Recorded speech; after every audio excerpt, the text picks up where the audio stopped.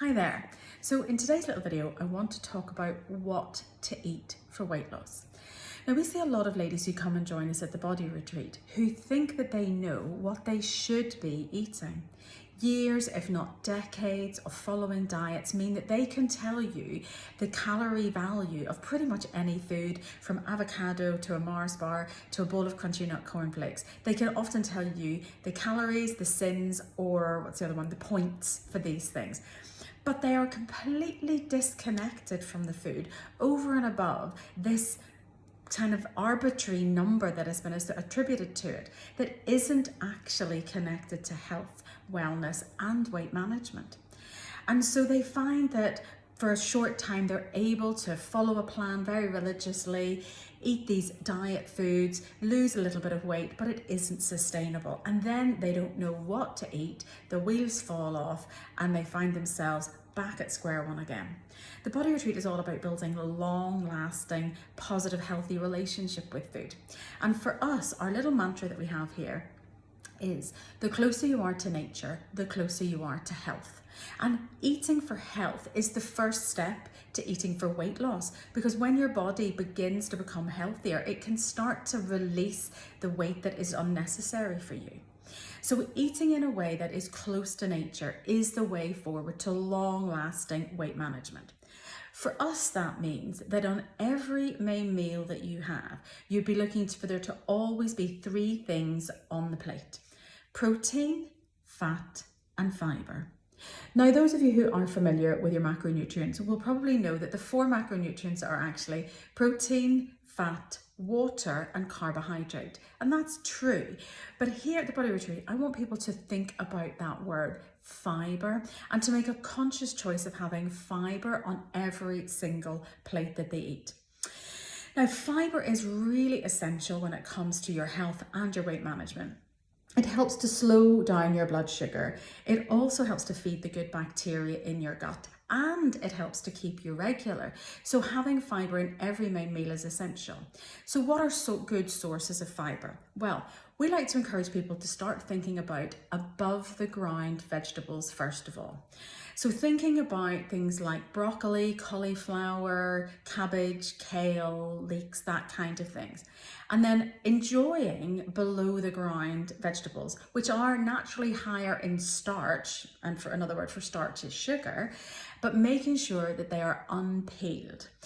Because it's in the skin where there's lots of nutrients and lots of fiber. So we want to make sure that we're having that. So above the ground vegetables, lots of those. Below the ground vegetables, make sure you keep the skin on, and have less of those in comparison to above the ground. And then also having whole grains, so whole grain bread, whole grain pasta, whole grain brown basmati rice. And then also enjoying fiber that comes from other plant sources like beans, nuts, pulses, seeds, that kind of thing. So every main meal you're looking for, where's the fiber? And if there isn't anything that you can really register, put some on. Sprinkle some seeds and nuts on, throw on a handful of spinach, that kind of thing. Just make sure there's fiber in every meal. Coming back then to protein. Now, protein in every main meal is absolutely critical. Protein is really important for, again, balancing the blood sugar, but also for making sure that you have got the building blocks that you need for muscle repair and also muscle growth. Now, we're not here at the Body Retreat talking about being bodybuilders, but we do need to have a good proportion of our body be muscle. And muscle is more metabolically active than fat. So the more muscle you have, the better your metabolism works, the more fuel that you're going to use that you eat. So actually being able to build muscle is a really important thing for weight loss, and you need to have adequate protein to be able to build that muscle. So every main meal you want to have some protein.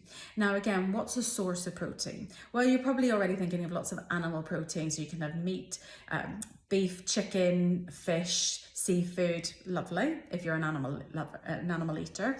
If you're not, and also even if you are eating plant-based proteins, we're huge advocates of eating more plants here at the Body Retreat. We only serve animal protein once a day here at Retreat, and we observe meat-free Monday. Now, yes, that's in part an ethical decision, but it's also in part a huge health initiative that we take, because eating more plants is more beneficial for your health and well-being. So plant-based proteins include tofu, tempeh, miso, good quality soy, but also things like beans, pulses, nuts, seeds, even mushrooms and oats. Plant proteins are in a lot of different things. So looking to make sure that you're balancing your plate and always having some good quality protein in there. The last one then is fat. Now, lots of people are still fat phobic. Years and years of fat-free diet movement have put the fear of God into people when it comes to fat.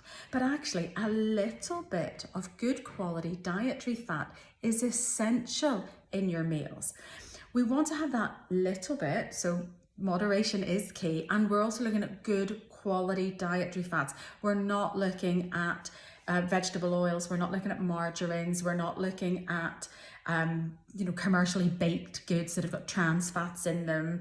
We're not looking at those fats. We're looking at good quality dietary fat like olive oil, rapeseed oil, coconut, avocado, nuts and seeds, good quality dairy, bringing in some of that good fat, because we need fat.